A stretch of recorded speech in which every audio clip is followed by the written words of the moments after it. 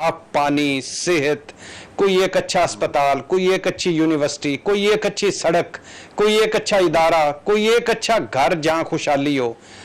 तबाह हो गया है बलोचिस्तान और बलोची कौम और बलोचिस्तान के अवाम।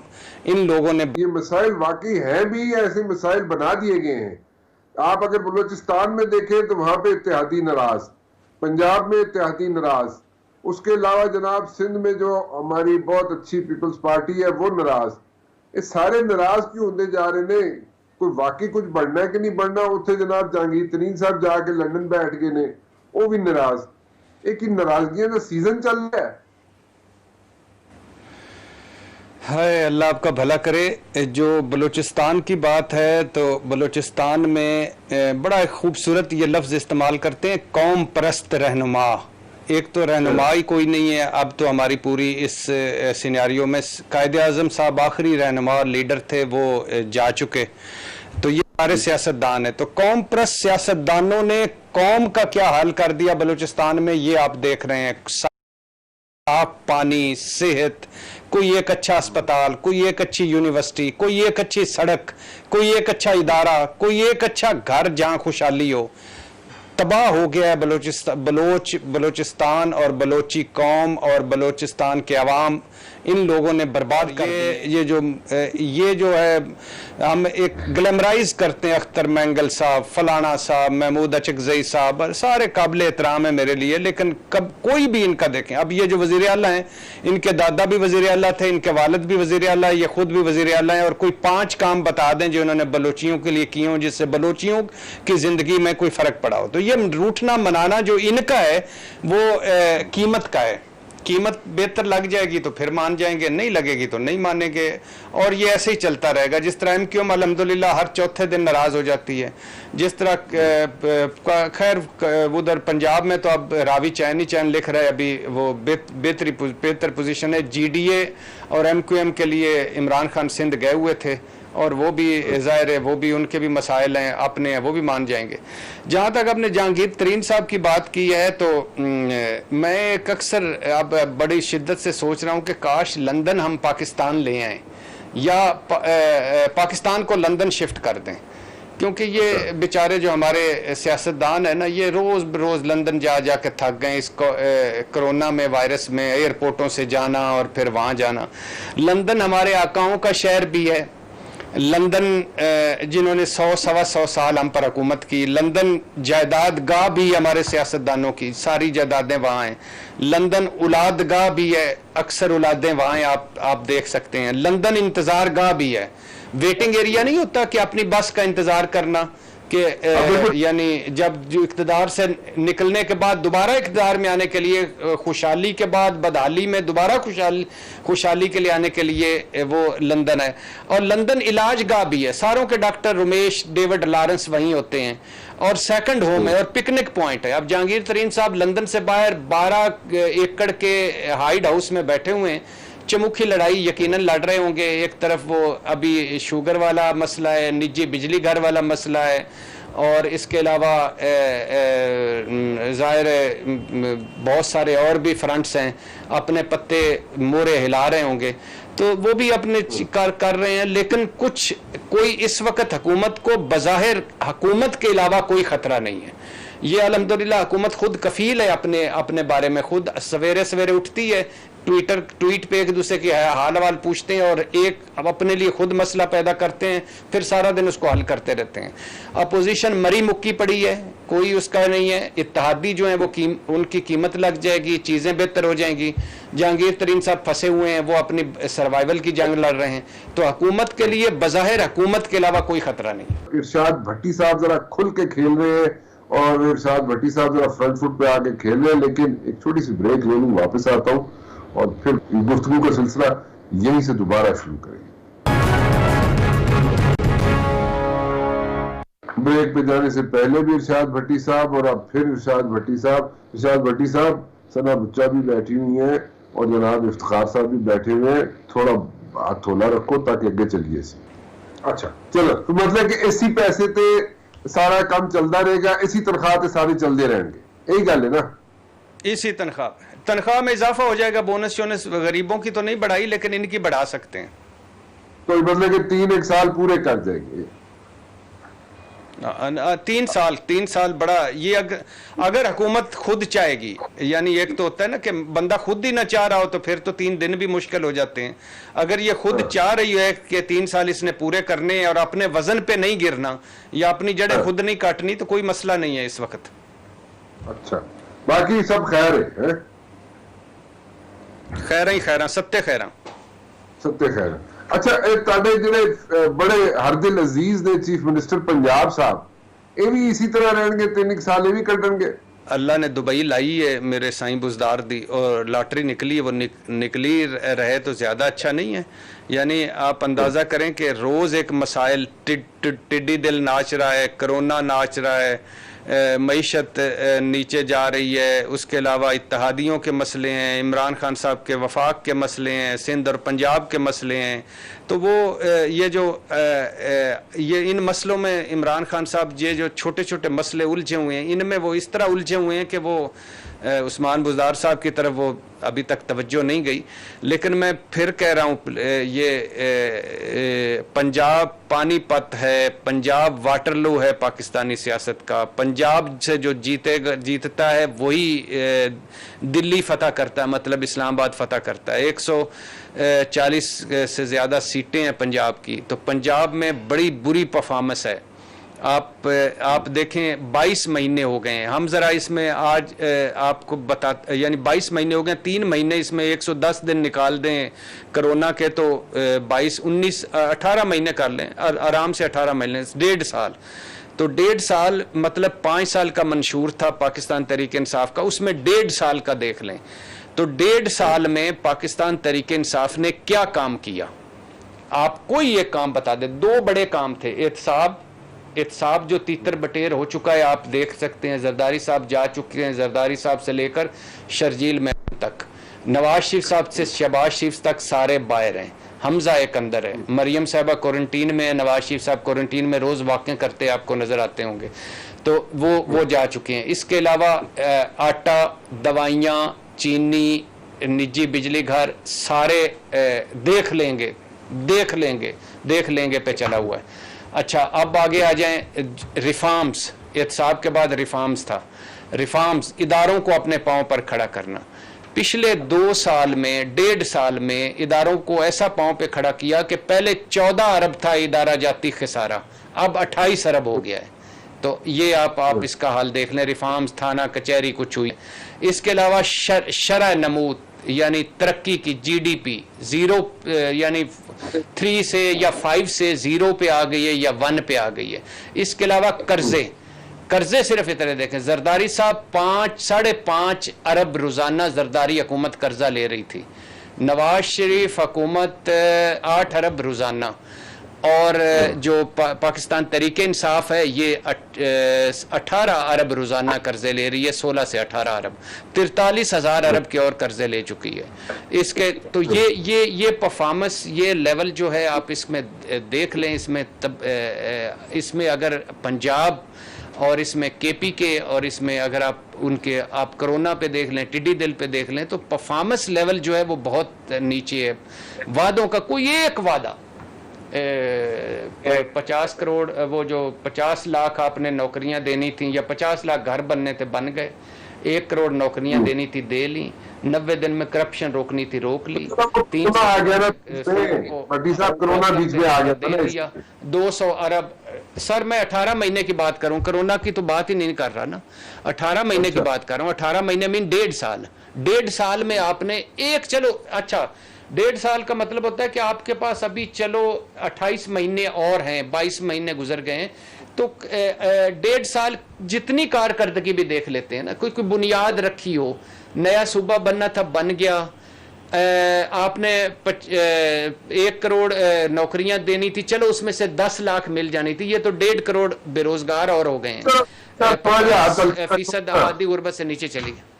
अच्छा भट्टी साहब, थोड़ा जिहा हाथ हल्का रखो, एक और चीज दसो, तुसी मैनूं दसो कि शहबाज शरीफ साहब का फ्यूचर क्या है? सर कुछ भी नहीं। अभी कुछ भी नहीं, ये सारे बिल्कुल बिटवीन द लाइन खेल रहे हैं।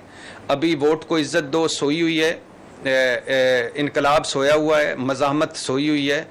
और वो दो ख्वाजा आसिफ साहब के दो जो उनके मुस्लिम लीग नून में उन्होंने दो बड़े खूबसूरत जुमले कहे थे।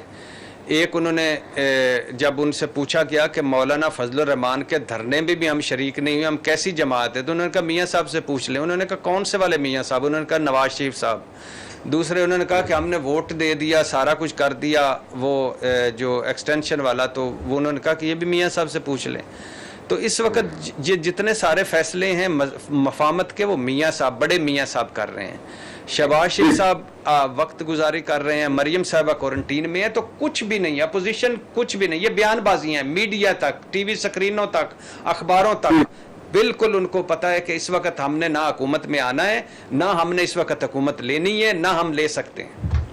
अच्छा भट्टी साहब, एक बड़ा सीरियस इशू है कोरोना दा की स्ट्रेटजी की है, बढ़ना की है, इदा आउटकम निकलना की है और गवर्नमेंट चाहने की है बच्चों को बचाए और जितना एहतियात कर सकती कर सके। हुकूमत पे ना रहना, हुकूमत ने कुछ भी नहीं करना। हुकूमत सारी चीज़ें खोलने लगी है, मईशत खोलने लगी है और सारे महकमे खोलने लगी है। हर्ड इम्यूनिटी मीन सारों को लगे, जो बच जाए, जो फौत हो जाए फौत हो जाए। बड़ी खौफनाक खबर सुना दी थी। एक ब्रेक और ब्रेक के बाद वापस आते।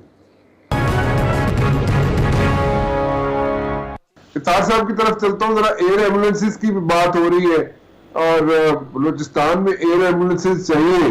प्रोबेबली मेरे ख्याल में इलाका बहुत बड़ा है और एक जगह से दूसरी जगह तक अगर कोई इमरजेंसी तो प्रोबेबली उस चीज के लिए चाहिए होंगे। 2.5 अरब की एयर एम्बुलेंसेज जी, डू यू थिंक लाइक जरूरत है इस चीज की या नहीं है जी? Absolutely not. मैं नहीं मानता कि वहाँ पे एयर एम्बुलेंस की आवाम को कोई जरूरत है। बलूचिस्तान के आवाम को ये तासर दिया जाता है कि असल में हुक्मरान इस्लामाबाद में बैठे हैं और ये बहुत ही गलत तासर है, क्योंकि बलूचिस्तान में 1970 के बाद जो भी हुक्मरान आया वो सन ऑफ द सॉइल था। और मेरी उनसे बहुत लंबी डिबेट हमेशा रहती है कि देखें, आपके सन ऑफ द सॉइल अगर आपके साथ तावन नहीं करते या आपकी तालीम के लिए नहीं बेहतरी करते या आपकी जिंदगी को बेहतर नहीं बना रहे तो वो जिम्मेदार है। इस्लामाबाद जिम्मेदार नहीं है और हम पंजाबी जिनको तो आप गाली देते हैं हम जिम्मेदार नहीं है। तो वो अजीब सी कहानियां बताते हैं। वो कहते हैं कुछ लोग हैं, कुछ ऐसे अदारे होते हैं जो हमारे पे मुसल्लत किए गए। तो मेरा हमेशा उनसे ये कहना है कि उन अदारों को आप डिफीट कर दें। अब उन अदारों को डिफीट करने के लिए यही जरूरी है ना कि एजुकेशन की सिस्टम को बेहतर किया जाए। अब इस एयर एम्बुलेंस के बजाय मेरा ख्याल था कि वहाँ की जो यूनिवर्सिटियां बंद पड़ी हैं उनको चलाया जाए, जो उनको पैसे चाहिए उनको वो दिए जाए और फिर इस पैसे को इस तरीके से खर्चा जाए कि उनको एहसास हो कि हाँ उनका पैसा उन पर खर्च किया जा रहा है। 1970 से लेकर आज हम 2020 में ये डिबेट फिर कर रहे हैं। 50 साल हो गए हैं बलूचिस्तान को एक ऐसे एक बिल्कुल इंडिपेंडेंट प्रोविंस के तौर पे जहाँ के मुकामी लोग इलेक्ट होते हैं, मुकामी इलेक्शन में पार्टिसिपेट करते हैं, वही अपने लोगों को मुंतखब करते हैं। MNA उनका, MP उनका, सेनेटर उनका, चीफ मिनिस्टर उनका, हर कुछ उनका, लेकिन इवन एक प्राइम मिनिस्टर उनका रह के गया, लेकिन फिर भी उनको अब वो सहूलतों से महरूम है और उसका वो इजहार करते हैं। तो ये जब इस किस्म की हरकतें करेंगे, जब इस किस्म की एयर एम्बुलेंसेज खरीदेंगे तो इसके ऊपर शोर तो मुझे महसूस हुआ कि वहां पर तो और ज्यादा महसूस किया जाएगा। असल माफिया ये नहीं है कि 2 खानदानों का माफिया है। इस मुल्क में सरमायादारों, जागीरदारों पर मुश्तमिल एक माफिया है, कौमी असेंबली में भी है, जो तमाम हमारी सर्विसेज में भी है, वो माफिया है। उस माफिया ने जब तक पाकिस्तान के अवाम की जान नहीं छोड़नी, पाकिस्तान के अवाम को ये एयर एम्बुलेंसेज ही पढ़नी पड़ेंगी कि 2 अरब रुपए की ये एम्बुलेंस उनकी खरीदी गई। कभी भी इस एयर एम्बुलेंस में कोई बलोच आदमी, शख्स, आम आदमी, कॉमन मैन कभी भी कैरी नहीं किया जाएगा, कभी भी लिफ्ट नहीं किया जाएगा कहीं से। ये मैं आज आपको राना बोशर कह रहा हूँ और लिख लें कागज के ऊपर कि जब तक आप जिंदा और मैं जिंदा हूँ और खुदा ना खासा कोई ऐसा बड़ा वाकया ना हो जाए, मुझे यकीन है कि एक शख्स भी अवाम में से नहीं उठाया जाएगा वहां से। ये उन लोगों की खेल है जिनके लिए एयर एम्बुलेंसेज चाहिए, जिनको उनके लिए ये है वो खराबी जिसको हमें मुकाबला करना था, मीडिया को मुकाबला करना था, दानिशवरों का मुकाबला करना था, इवन पोलिटिकल पार्टीज को मुकाबला करना था। और आई एम वेरी सॉरी कि पोलिटिकल पार्टीज इसका मुकाबला नहीं कर पाई। So where are we heading, सना? ये इसी तरह हम 28-29 साल तो मुझे हो गए, मतलब इसी तरह हम जर्नलिज्म कर करके लड़ के थक गए, लेकिन ऐसा हमें कोई चेंजेस नजर नहीं आ रही, और हम तो we are sort of like giving up on everything in one way और द अदर. सो इसी तरह मेरे ख्याल में शुड वी गो होम और डू व्हाट? ये सवाल हमें अब पूछना पड़ेगा अपने आप से भी, और आई थिंक हमारे इदारों से भी, हमारी हुकूमतों से भी. देखें, आपने एक मतलब आप इसको कह दें, मतलब आप इसको स्ट्रेटेजिक सेटअप कह दें, या आप इसको कह दें कि आपने इस तरह से क्रिएट की ये पार्टी, और मतलब सबको पता है पाकिस्तान तहरीक इंसाफ कैसे क्रिएट हुई. मतलब ये मैन्युफैक्चरिंग फॉल्ट जो है वो तो it lies in the way that it is done. अब मैं यहाँ पर इस वक्त ये कह दूं कि जी करप्शन सबका, देखिए करप्शन दो तरह की, तीन तरह की होती है. एक मॉरल करप्शन होती है, एक फाइनेंशियल करप्शन होती है, और एक आपकी मुल्की करप्शन होती है. मगर मैं कह रही हूँ कि जो आपकी मॉरल करप्शन है मेरे हिसाब से वो ज्यादा नुकसानदेह होती है, क्योंकि वो नस्लें खराब कर देती है. और जो फाइनेंशियल करप्शन है वो उसका शायद लॉन्ग रन में आपको फायदा नजर आ जाए, शॉर्ट टर्म में आपको बुरा भी लगेगा, आप पैसे भी चलेंगे, कम भी होंगे. लेकिन मसला सिर्फ ये है कि हमारे जो हमने एज अ कौम या मुल्क को असासा नहीं समझा जाता. हमारे मुल्क जिनको हम सिटीजन को असासा नहीं समझते, वो हमारे असासे देख रहे हैं और असासों के ऊपर केसेस बना रहे हैं. एसेट्स बियॉन्ड मींस तो मजाक बन के रह गया है. नैब आपके सामने है. देखें, आप सोशल मीडिया पर आपको गालियां पड़ती हैं, आपको इंटेलिजेंट सवाल कर लें आपको चुप करा दिया जाता है, आप किसी चीज पर दलील मांग लें तो आपको जलील किया जाता है. तो ये इस मुल्क का आपने जो पूरा फ्लेवर है वो इसी तरह बना दिया है, वायलेंट और बदतमीज. और ऐसे मुल्कों का वाकई मतलब रियासत माँ की जैसे होती है कहा जाता है, यहाँ पे तो लग रहा है सुतेली माँ है रियासत हमारी. इस लेवल पर ले आए हैं ये लोग. तो ये हम सबका मुश्तरका कसूर है, जिन्होंने इनको लेकर आए, जिन्होंने इनको सपोर्ट किया और जो आज तक सपोर्ट कर रहे हैं. So what should we do as like journalists, as like people who like people like us who are like maybe मैं गलत कह रहा हूँ शायद, अब तो ये कहना भी नहीं चाहिए कि we create perceptions. मेरे ख्याल में वो भी वक्त गुजर गया. So हम क्या करें?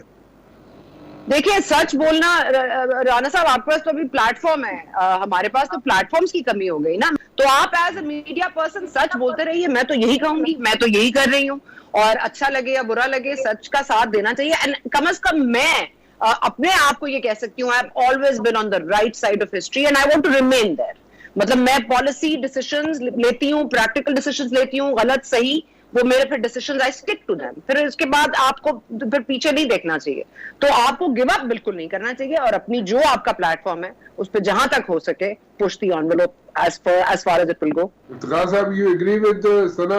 राना साहब, जो बात तो सना ने की मैं कहना नहीं चाह रहा था, लेकिन मुझे मौका मिल गया. राना साहब, क्या वजह है कि मैं 32 साल की जर्नलिज्म के बाद घर बैठा हूँ? क्या मेरी परफॉर्मेंस में कोई कमी थी? मुझे सिर्फ एक कमी थी कि मैं वो करना चाहता था जिसको मैं दुरुस्त समझता था, और मैं इसको दुरुस्त समझता था कि मुझे आवाम के करीब रहना है, और मुझे आवाम की ख्वाहिशात और हुकूमती ख्वाहिशात और मालिकों की ख्वाहिशात के दरमियान एक बैलेंस क्रिएट करना है. मैं इस बैलेंस को क्रिएट करते हुए मैंने अपनी सारी 32 ईयर्स ऑफ माई सर्विस में 2002 से पहले अपना प्रिंट मीडिया में, बाद में भी मेरी प्रिंट मीडिया में रही, और 2002 के बाद ये स्क्रीन के ऊपर. अभी बैलेंस मैं तो मेंटेन कर रहा था, लेकिन अब बैलेंस में जो दो फरीकैन थे वो ज्यादा मुतालबा कर रहे थे. वो कह रहे थे जो वो कहते हैं वो दुरुस्त है, जो मैं उनका सिर्फ स्पोक्स पर्सन बन जाऊं, तो सिर्फ उनके दिए हुए लफ्ज जो है ना वो अपने लबों से बाहर निकाल दूं, मेरे होंठ हिले और मेरे कान में कहीं और से आवाज आ रही हो. वो मेरे लिए मुमकिन नहीं हुआ, और मैंने इतनी महंगी नौकरियां छोड़ दी, घर बैठा हूँ. लेकिन मैं मुतमिन हूँ सना की तरह, मेरा ज़मीर बिल्कुल मुतमिन है. हमारी सियासी जमातों का भी बहुत बड़ा कसूर है. मैंने 20 मरतबा सियासी जमातों के रहनुमाओं से बहुत लंबी नशिस्तें की, जिनमें मैं नाम ले सकता हूँ आसिफ ज़रदारी साहब, मैं नाम ले सकता हूँ मियां नवाज शरीफ साहब. मैंने उनसे बहुत घंटों बहस की इस मामले पे कि आप अपनी पॉलिटिकल पार्टी को यूनियन काउंसिल की सतह पर ऑर्गेनाइज क्यों नहीं करते हैं? आपको अल्लाह ने पैसा भी दिया, आपको अल्लाह ने मौके भी दिए हैं, जब आप यूनियन काउंसिल के लेवल पे अपनी पार्टियों को ऑर्गेनाइज करते हैं तो फिर आपकी ओनरशिप लोगों की बढ़ती है, और जब आप यूनियन काउंसिल की सतह पे जाते हैं तो फिर आप नजरिए की तरफ जाते हैं। आज प्रॉब्लम ये होगी कि हमारी सियासी पार्टियों को नजरिया कोई भी नहीं है, किसी के पास कोई नजरिया नहीं। ये जो पीटीआई वाले बहुत हमें गाली देते हैं ना, इनसे पूछें इनका नजरिया क्या है। वो जी मियाँ साहबान 400,000 जो पैसा करना, तो ये नजरिया इनका। अब इस नजरिए के आप इनको 25% नंबर तो दे सकते हैं, लेकिन जो 75% नंबरों का बाकी पर्चा है वो किसने पूरा करना है ये इनको को पता नहीं है। तो पॉलिटिकल पार्टी का कसूर है, उन्होंने ऑर्गेनाइजेशन नहीं की, उन्होंने अपनी क्यादतों में नई नहीं करने दी लीडरशिप। उन्होंने कहा हम हैं तो ये पार्टियां हैं, अगर हम नहीं है तो फिर पार्टियां नहीं है। ये तस्वीर भी बड़ा खौफनाक हुआ, जबकि मुकाबला रेजिमेंटेशन के मुकाबले में था। मैं रेजिमेंटेशन का हामी नहीं हूँ इस लिहाज से, क्योंकि पॉलिटिकल फोर्सेज में रेजिमेंटेशन नहीं होती है, लेकिन एजुकेशन तो होती है, इश्यूज पर उनकी तरबियत होती है। हमारे पास कोई यूनिवर्सिटी नहीं, हमारे पास कोई ऐसा इंस्टीट्यूशन नहीं है जहाँ पे हम अपने वर्कर्स की तरबियत कर सकते, उनको डिबेट कर सकते। वो पार्टी ही हो सकती थी ना, पार्टी की central working committee, provincial working कमेटियां और डिस्ट्रिक्ट वर्किंग कमेटी हो सकती थी ना, वो हमने नहीं बनाई। वो हमें बनानी चाहिए थी। और आज भी मैं कहता हूँ कि फ्यूचर के लिए भी अगर इस मुल्क के अंदर ये ना हुआ तो इससे भी बदतर सूरत हाल होगी, इससे भी हमारे हालात बदतर होंगे और इस फेडरेशन को भी बहुत खतरात लाहक हो सकते हैं।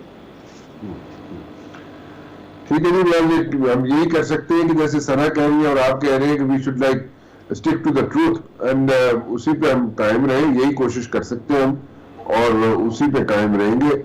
And let's hope for the best, we can only pray for that, क्योंकि अब तो दुआओं पे चला गया काम, ज्यादा दुआओं पे रखा जाता है काम।